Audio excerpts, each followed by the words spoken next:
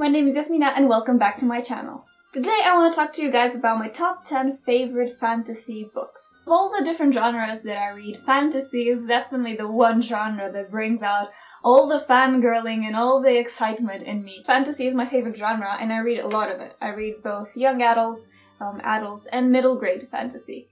But I would say my favorite of them is definitely adult epic fantasy. So, without further ado, let's get into my top 10 best fantasy books. Okay, starting off at number 10. This is a little weird because the series I'm going to talk about, some of you might be surprised that it's so low on my list, but even with that said, I'm not entirely sure which one is my favorite. I'll just tell you that the series I'm talking about is, of course, The Lord of the Rings by J.R.R. Tolkien. This is the first part, The Fellowship of the Ring. As some of you may know, Tolkien actually intended for these books to be one book, but then the publisher decided to split them up into 3, so that's why we have Fellowship of the Ring, Two Towers, and The Return of the King. But actually, it's supposed to be one big book, and there are editions that present it like that. My favorite part in Lord of the Rings is definitely the Fellowship of the Ring. I am a sucker for good beginnings and adventures. Lord of the Rings is the mother/father of the fantasy genre. I know it's not the first epic fantasy to ever have been written. I know Beowulf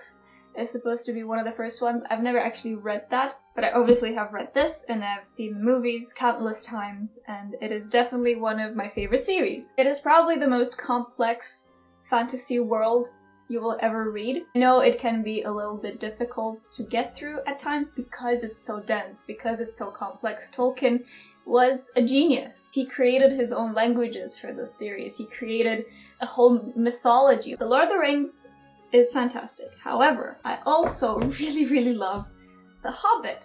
So The Hobbit is the prequel to The Lord of the Rings, even though it was written way in advance of Lord of the Rings. And this is why this is a little weird, because some people consider this book a part of the series and others don't. But this is obviously the story of Bilbo Baggins finding the ring from Lord of the Rings. This story is geared more towards a younger audience, so in modern terms this would be a middle grade fantasy. I love this just as much as I love The Fellowship of the Ring, so I'm not entirely sure which one of these, but I'm just gonna say that they both count in my heart as number 10 because they are a part of the same series. Okay, so moving on to the number 9 spot of my best fantasy books. This is Theft of Swords by Michael J. Sullivan. Now, this is actually a bind-up of the first 2 books. This is a series that was initially self-published, but then Orbit picked it up, and that's why they bound 2 books into one. I love this. This is so much fun to read. This was one of the most enjoyable fantasy books I think I've ever read. The 2 main characters, Royce and Hadrian, are the best duo I think I've ever read about. Their banter is incredible. I still have vivid memories of some of the scenes in this book, even though I've read it, I think, 3 years ago. If you want an epic, fun adventure, kind of think of it like an RPG quest, like a big quest in an RPG game. I would highly recommend Theft of Swords by Michael J. Sullivan. Number 8 on my list is a YA fantasy series. This is Six of Crows by Leigh Bardugo, and the Six of Crows duology, actually. There's only 2 books in the series. I am currently reading the second one, but the first one, Six of Crows, is definitely the best young adult fantasy I have ever read. This was so incredibly done, so fun to read, so vivid. So this series, or this first book, is about a group of 6 misfits who don't all know each other in the beginning, but they come together to go on this epic mission. A mission that many say is absolutely impossible. They have to break into this high security court and steal a hostage. All the 6 characters in this series are fantastically written. The writing in general is so good for this type of story. There's a lot of dialogue in this. I think it's mostly dialogue, which I love because I love seeing the characters interact with each other. That is the best part of this series. Highly recommend these 2. Coming in at number 7, this is the first series you will see by this author on my list, but it won't be the last. This is one of my favorite fantasy authors. I have read all of his series, but this comes in at number 7, and I won't keep you guessing any longer. This is The Final Empire by Brandon Sanderson. This is the first book in the Mistborn series. Brandon Sanderson is, in my opinion, the most prolific fantasy author you will find right now in modern fantasy. He puts out so much work, so many books, in so many different series. He has at least like 3 books coming out each year, which, especially for thick fantasy novels, that is a lot, and it's all good. But this is definitely my second favorite series of his. So you follow this kind of sewage gremlin called Vin, a 16-year-old girl who has very powerful magic, but she doesn't know it. The magic system in this series, and honestly in any of Brandon Sanderson series, but especially in this series, is fantastic. It's all about wielding metals. Every version of this world's kind of wizard can control one of the 10, 11 metals, I think, but some can control all of them, and those people are called Mistborn. I'm sure you've heard of this. I'm sure you've heard of Sanderson before. If you haven't, read this book. I'm sure you will fall in love with Sanderson just as much as I did. There are 3 books in the original series, so there's The Final Empire, The Well of Ascension, and The Hero of Ages. The second one, starting with Alloy of Law, follows the same world, but hundreds of years into the future. So you see this really interesting evolution of this magical world that kind of evolves very similarly to our own world. In this one, they have guns, for example, which they didn't in the first series. So it's very, very interestingly done, and I'm really curious to see how it evolves even more into the future. Coming in at number 6, we have Lev Grossman's The Magicians. So this series is a trilogy, and it consists of The Magicians, The Magician's Land, and The Magician King. So this is pitched as, what if Harry Potter went to college? The main character, Quentin, is on his way to take an exam for getting into one of the big American universities. I forgot which one it is, like Yale or something like that. Instead, he finds himself taking an exam to get into Brakebills, a magic university. Don't expect this to be a sort of whimsical Harry Potter story. The point is that this kind of mirrors what would happen if someone obsessed with a magical universe, so for example, me, would get the chance to live in that magical universe and to be a wizard. And it's not always as fantastical and as magical as you might initially believe. Can you guess what this is? Coming in at number 5 is the epic of epic fantasy series, A Song of Ice and Fire by George R. R. Martin. I'm not entirely sure which one is my favorite, the second, The Clash of Kings. But anyway, what can I even say about A Song of Ice and Fire? It is incredible. This is epic fantasy. This is everything you can ever want from an epic fantasy series. It has so many characters and so many amazing characters. And obviously the twists and the turns and the unexpected everything. So masterfully done. I know some people have issues with George R. R. Martin's writing, and of course it's not perfect. No one is perfect. And he does tend to write weird sex scenes and then describe pages and pages of what people are eating and what they're wearing. So I'm sure you've seen the show. First season very much mirrors the first book. Then it starts to go on tangents and it starts to change things. So at this point, I think the stories are quite different, especially obviously since the show surpassed the books that are out. I, as well as the entire fantasy community, are afraid that we might never know how the books end. But the last one came out in 2011. Woo, it's been 7 years, are you shitting me? 2011, god damn it. My favorite character from Game of Thrones is Jon Snow. I think his arc is amazing. And then Arya and Tyrion, of course, everyone loves Arya and Tyrion. But yeah, I really don't know what else to say. Everyone knows Game of Thrones and A Song of Ice and Fire, and if you don't, you really, really should. Number 4 is a series by one of my absolute favorite authors. Actually, she's one of the few women fantasy authors on this list. Unfortunately, I wish there were more. The series I'm talking about is called the Farseer trilogy by Robin Hobb. And this is the first book, Assassin's Apprentice. Then we have the second book, Royal Assassin.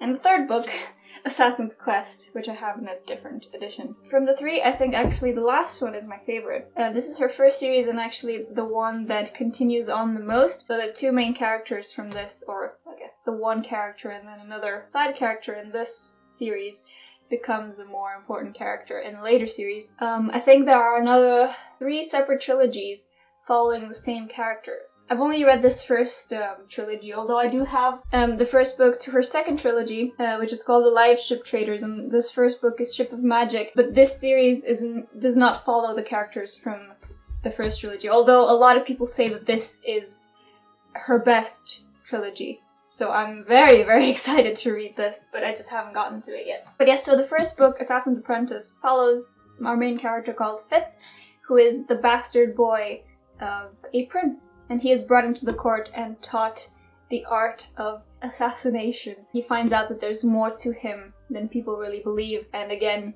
he has some special abilities that make him very unique in this world. It's just so beautifully written and the characters are incredible. So I would highly recommend this first series than anything by Robin Hobb. I think she is fantastic. Okay, so number 3. Again, this order is a little, I'm not sure about this order because all of these can be my number 1. I mentioned you will see this author again in my list, and I am talking about Brandon Sanderson, and the series I want to talk about is the Stormlight Archive, his 10-book epic mother of a series that he's trying to write.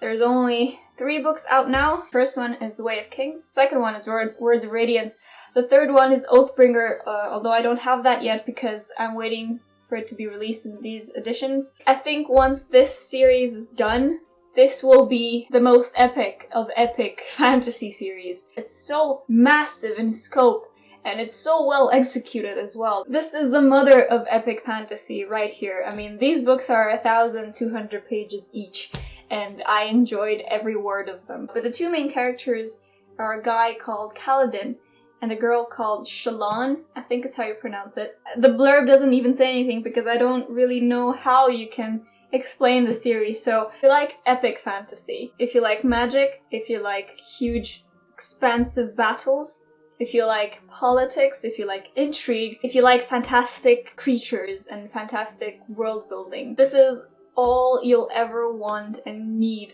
from a fantasy series. Stormlight Archive by Brandon Sanderson is my number 3. Oh boy! Okay, now, on second place. My favorite fantasy series, or fantasy book, is Harry Potter and the Goblet of Fire. I have the entire series here in this lovely little box. These are the adult English editions, which I love. I also have the gorgeous illustrated editions of the first 3 books. Those are the only ones that have come out yet, and they come out once a year. I don't really feel like I need to explain why this is my number 2 on my list. It could be number 1. Obviously there's nostalgia involved because I read these growing up, but I keep rereading them every single year. I'm rereading the 3rd one right now in the illustrated edition. They're the reason why I read, they're the reason why I write, they're the reason why I am the person that I am today. But the 4th book is my favorite of the entire series. It's the one I enjoy rereading the most. I love the tournament, I love the Triwizard Tournament, I love all the things that the characters are facing, and it's also because this is the time when they start growing up and you see them start having those teenager specific moments. I don't think it's worth explaining more than that. Okay, so we're finally here. This is my favorite fantasy book of all time, my favorite series of all time. I never really expected to find something that I enjoy as much as the Harry Potter series. I always thought, because of the nostalgia aspect, because I've read them so much, because of so many other things, I always thought nothing could ever top Harry Potter for me. It's my number 1 because of that reason. But I think this series is a beautiful, beautiful thing, and I want everyone to read it. So, my favorite fantasy book of all time, really my favorite book of all time, is The Name of the Wind by Patrick Rothfuss. So this is the Kingkiller Chronicles by Patrick Rothfuss. The first one is Name of the Wind. Second one, Wise Man's Fear. The third one, unfortunately, is still not out yet. This is supposed to be a trilogy. The second one came out around the same time as George R. R. Martin's A Dance with Dragons. So, 7 years ago, and we still don't have the 3rd book. Honestly, I'd rather wait and have the perfect book instead of being impatient and just having something that he might not be completely satisfied with. There is also a novella following one of the side characters, Ari. And then we also have a short story following one of the other side characters.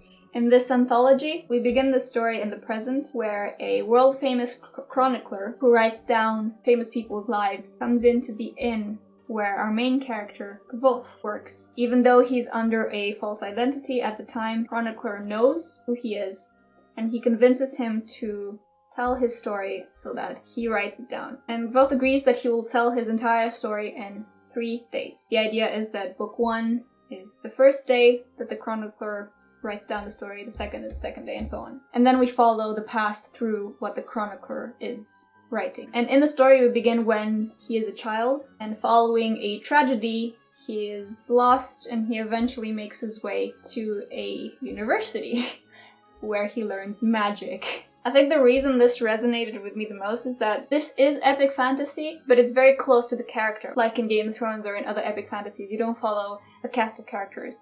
You only follow Goth's perspective. So of course, if you don't like his character, then you're not going to enjoy the story. But I love his character, and I love what Rothfuss is doing with it. The writing in this is gorgeous. It's the most gorgeous writing I've seen in fantasy, and it really inspires me. And it's the kind of storytelling where every single time you go back and read, you find more things that you didn't notice the first time. It's so intricately written. The magic system is really cool. So I hope you'll pick this book up and let me know what you think. So I hope you enjoyed this video. I hope you will pick some of these books up, or otherwise just tell me what you think about them. But thanks so much for watching this video, and I'll see you next Monday. Bye guys!